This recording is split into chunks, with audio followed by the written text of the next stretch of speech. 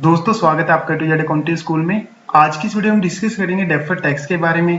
Deferred tax क्या होता है, डेफर्ड टैक्स एसेट क्या होता है, डेफर्ड टैक्स लायबिलिटीज क्या होती है, डेफर्ड टैक्स को हम कैसे कैलकुलेट करते हैं, डेफर्ड टैक्स एसेट को हम बैलेंस शीट में कहाँ पे दिखाते हैं और डेफर्ड टैक्स एसेट के हम बुक्स में क्या एंट्री करते हैं, ये सब हम जानेंगे आज की इस वीडियो में। तो दोस्तों मैं आपको बता देता हूँ, मेरी बैलेंस शीट के ऊपर 5वीं वीडियो है, 4 वीडियो मैं ऑलरेडी डाल चुका हूँ और मैं वीडियोस और लेके आ रहा हूँ बैलेंस शीट के ऊपर। अगर आप ये वीडियो सारी स्टेप बाय स्टेप देखेंगे तो आप किसी कंपनी की बैलेंस शीट आसानी से बना सकते हैं। तो चलो दोस्तों स्टार्ट करते हैं आज की वीडियो। दोस्तों अगर बात करें डेफर्ड टैक्स क्या होता है, डेफर्ड टैक्स का मतलब होगा या तो आपने टैक्स ऑलरेडी पेड कर दिया है या फिर आपको अभी पेड करना है। क्योंकि इंडिया के अंदर क्या होता है, किसी भी कंपनी को जो अपने अकाउंट मेंटेन करने होते हैं वो 2 लॉ एप्लीकेबल हो जाते हैं कंपनीज के ऊपर। तो आपको 2 लॉ के अकॉर्डिंग अकाउंट्स मेंटेन करने होते हैं, एक कंपनी लॉ और दूसरा इनकम टैक्स लॉ। जब आप कंपनी लॉ के हिसाब से अपना प्रॉफिट निकालते हो तो आपका प्रॉफिट कुछ और आता है, और जब आप इनकम टैक्स लॉ के हिसाब से प्रॉफिट निकालते हो तब आपका प्रॉफिट कुछ और आता है। इसलिए उन दोनों के प्रॉफिट डिफरेंस आने के कारण तो आपका जो टैक्स बनता है उसमें भी डिफरेंस आ जाता है। इसलिए अगर आपका इनकम टैक्स लॉ के हिसाब से टैक्स ज्यादा बन रहा है तो आपकी डेफर्ड टैक्स एसेट हो जाती है। अगर आपका कंपनी लॉ के हिसाब से टैक्स ज्यादा बन रहा है तो आपकी डेफर्ड टैक्स लायबिलिटीज हो जाती है। क्योंकि एक्चुअली क्या होता है कि जब हमें टैक्स पेड करना होता है, इनकम टैक्स लॉ के हिसाब से टैक्स पेड करना होता है, और जो हम बुक्स मेंटेन करते हैं, जो अपनी बैलेंस शीट बनाते हैं, उसको हम कंपनी लॉ के हिसाब से बनाते हैं। इसलिए यहाँ पे जो डिफरेंस है उसको कवर करने के लिए हम बुक्स में डेफर्ड टैक्स एसेट या डेफर्ड टैक्स लायबिलिटीज को वहां पे हम क्रिएट करते हैं। दोस्तों बात करते हैं डेफर्ड टैक्स एसेट और डेफर्ड टैक्स लायबिलिटीज क्या होती है। जैसे भी मैंने आपको बताया कि जो हम टैक्स पेड करते हैं इनकम टैक्स लॉ के हिसाब से पेड करते हैं, जो हम बुक्स मेंटेन करते हैं हम कंपनी लॉ के हिसाब से मेंटेन करते हैं। अब जब हम अपना प्रॉफिट निकालते हैं इनकम टैक्स लॉ के हिसाब से तो हमारा प्रॉफिट ज्यादा आता है, और जब हम प्रॉफिट निकालते हैं कंपनी लॉ के हिसाब से तो हमारा प्रॉफिट कम आता है। अगर इनकम टैक्स लॉ के हिसाब से प्रॉफिट ज्यादा आएगा तो हमें ज्यादा टैक्स पेड करना पड़ेगा, तो वो ज्यादा टैक्स हम पेड करेंगे, बट कंपनी लॉ के हिसाब से तो प्रॉफिट कम आ रहा है। इसलिए हम जो उन दोनों का डिफरेंस होगा, यानी जो अगर हम इनकम टैक्स लॉ के हिसाब से जो प्रॉफिट आ रहा है उसके ऊपर जो टैक्स बन रहा है उसमें से हम माइनस करेंगे कंपनी लॉ के प्रॉफिट के ऊपर जो टैक्स हमारा बन रहा है, तो हमारी डेफर्ड टैक्स एसेट आ जाती है। अगर इसको ही हम उल्टा कर देते हैं कि कंपनी लॉ के हिसाब से हमारा प्रॉफिट ज्यादा है और इनकम टैक्स लॉ के हिसाब से हमारा प्रॉफिट कम आ रहा है, तो हमारे जो उस टैक्स के उसके ऊपर हम टैक्स कैलकुलेट करेंगे, उसका जो डिफरेंस आएगा तो उसको हम बोलेंगे डेफर्ड टैक्स लायबिलिटीज। तो दोस्तों इसको मैं एक एग्जांपल से आपको समझा देता हूँ कि एक साइड में मैंने जो बनाया है एक कंपनी के हिसाब से बनाया है, कंपनी लॉ के हिसाब से अपना बुक्स, और दूसरी तरफ मैंने बना रखा है इनकम टैक्स लॉ के हिसाब से। मेरी सेल जो हुई है दोनों में बराबर है 50-50 लाख। उसके बाद जो मेरा खर्चा कंपनी लॉ के हिसाब से अलाउड होता है मेरे को 10 लाख। इनकम टैक्स लॉ के हिसाब से मेरे को खर्चा अलाउड होता है 8 लाख, क्योंकि इनकम टैक्स कुछ एक खर्चों को डिसअलाउड कर देता है। क्योंकि इसमें मेन जो डिफरेंस आता है वो आता है डेप्रिसिएशन का, और डेप्रिसिएशन मैंने आपको ऑलरेडी लास्ट वीडियो में बताया था कि कैसे कैलकुलेट होता है दोनों लॉ के हिसाब से अलग अलग, और क्यों उसमें डिफरेंस आता है। वो वीडियो देख के आप देख सकते हैं कि डेप्रिसिएशन कैसे कैलकुलेट हो सकता है। तो उसके हिसाब से मेरा प्रॉफिट आ गया कंपनी लॉ के हिसाब से 40 लाख और इनकम टैक्स लॉ के हिसाब से 42 लाख। इसलिए कंपनी लॉ के हिसाब से मेरा टैक्स बन रहा है 12 लाख और इनकम टैक्स लॉ के हिसाब से बन रहा है मेरा 12,60,000। इसलिए मैं कंपनी लॉ के हिसाब से 60,000 रुपए ज्यादा टैक्स पेड कर रहा हूँ, इसलिए मेरी क्या हो गई 60,000 रुपए डेफर्ड टैक्स। तो इसकी क्या एंट्रीज होती है मैं अभी आपको अगली स्लाइड में बताऊंगा। दोस्तों अब बात करते हैं कि डेफर्ड टैक्स एसेट और डेफर्ड टैक्स लायबिलिटीज को कैसे कैलकुलेट करते हैं। इसके लिए हमें जाना पड़ेगा एक्सेल की सीट पे, जहां पे हम प्रैक्टिकल करके देखेंगे कैसे डेफर्ड टैक्स एसेट और डेफर्ड टैक्स लायबिलिटीज कैलकुलेट होती है। दोस्तों मैंने एक चार्ट बनाया है कि हम इसमें हमें क्या करना होता है, जैसे कि हमारा जो मेन डिफरेंस आता है डेफर्ड टैक्स क्यों होता है। जैसे हम डेप्रिसिएशन है, डेप्रिसिएशन हम कंपनी लॉ के हिसाब से मेंटेन करते हैं, वहां पे हम जो डेप्रिसिएशन कैलकुलेट करते हैं डे के हिसाब से करते हैं और एसेट वाइज कैलकुलेट करते हैं, और वहां पे जो डेप्रिसिएशन का रेट निकाला जाता है वो एसेट की लाइफ के हिसाब से निकाला जाता है, और जब हम इनकम टैक्स के हिसाब से डेप्रिसिएशन कैलकुलेट करते हैं तो वहां पे उसके रेट में डिफरेंस आ जाता है और हम ब्लॉक वाइज वहां पे कैलकुलेट करते हैं। तो इसलिए जब दोनों के डेप्रिसिएशन में मतलब जो खर्चों में डिफरेंस आ जाता है, कुछ एक खर्चे हमारे नीचे हैं जैसे ग्रेजुएटी पेबल्स है, इंडली पेबल्स है, बोन्स पेबल है, क्योंकि इसमें क्या होता है इनकम टैक्स लॉ के हिसाब से आपको तभी अलाउड होते हैं जब उसे पेड कर देते हो, और कंपनी लॉ से तभी अलाउड कर देते हैं जिस साल को खर्चा आप उसी में ही उसे आपको बुक करना पड़ेगा और प्रोविजन को आगे आपको लेके जाना पड़ेगा। तो अब हम जानेंगे डेफर्ड टैक्स को हम कैसे कैलकुलेट करते हैं।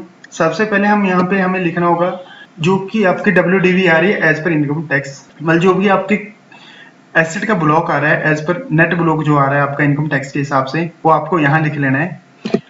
मैं यहाँ से इसका सेल लगा के यहाँ से उठा लेता हूँ। इनकम टैक्स के हिसाब से मेरा आ रहा है 3,32,000। दोस्तों डेप्रिसिएशन चार्ट कैसे बनता है ये मैंने आपको लास्ट वीडियो में बताया, आप वो वीडियो देख के आप ये देख सकते हैं और सीख सकते हैं कि कैसे इसे बनाते हैं। तो इसके हिसाब से मैंने यहाँ पे लिख दिया, मैं कंपनी एक्ट के हिसाब से यहाँ पे लिख देता हूँ। ये मैंने कंपनी एक्ट के हिसाब से यहाँ पे बनाया था, नेट ब्लॉक 31/3/20 का, ये मेरा 6। दोस्तों अभी आप देख रहे हैं कि जैसे हमारा कंपनी एक्ट के हिसाब से जो नेट ब्लॉक आ रहा है फिक्स एसेट का, वो आ रहा है 6,98,911 और इनकम टैक्स के हिसाब से आ रहा है 3,32,099 रुपए। अभी इससे हम क्या देख रहे हैं कि हमने जो इनकम टैक्स में खर्चा लोड कर रखा है वो ज्यादा कर लिया है। कितने से? 3,66,811 से, यानी कि हमने 3,66,811 से पे कम टैक्स पेड किया है, जबकि हमें कंपनी एक्ट के हिसाब से हमारा प्रॉफिट ज्यादा आ रहा था, बट इनकम टैक्स के हिसाब से हमारा प्रॉफिट कम आया। क्योंकि इनकम टैक्स में क्या होता है कि आपको एक एडिशनल डेप्रिसिएशन मिल जाता है 20% फर्स्ट ईयर में, तो उसकी वजह से भी आपका डिफरेंस आ जाता है, और इस पे जो डेप्रिसिएशन का रेट है उसकी वजह से भी डिफरेंस आ जाता है। तो जैसे मेरी जो कंपनी है उसके ऊपर जो डेप्रिसिएशन जो इनकम टैक्स का रेट है 25% है, उसके ऊपर सरचार्ज लगा के और एजुकेशन सेस लगा के मेरा स्टाइपेंड 82 आ जाता है। उसके हिसाब से मैं कैलकुलेट करता हूँ तो मेरी जो डेफर्ड टैक्स लायबिलिटीज आ जाती है 1,02,046 रुपए। तो ऐसे ही आपका मतलब जैसे अगर आपको डेप्रिसिएशन के ऊपर डेफर्ड टैक्स की कैलकुलेशन करनी है, इसको हम बैलेंस शीट मेथड ही बोलते हैं। इसको आपको इनकम टैक्स के हिसाब से जो WDVR है वो लिखना है, और कंपनी एक्ट के हिसाब से जो WDVR है वो लिखना है।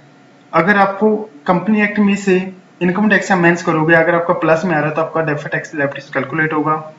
अगर आपका इनकम टैक्स के हिसाब से WDV ज्यादा आ रहा है तो आपकी डेफर्ड टैक्स एसेट कैलकुलेट होगी, और जो आपका इनकम टैक्स का रेट एप्लीकेबल है जैसे 30 plus surcharge plus education cess आपका ज्यादा बन जाएगा 34 की समथिंग।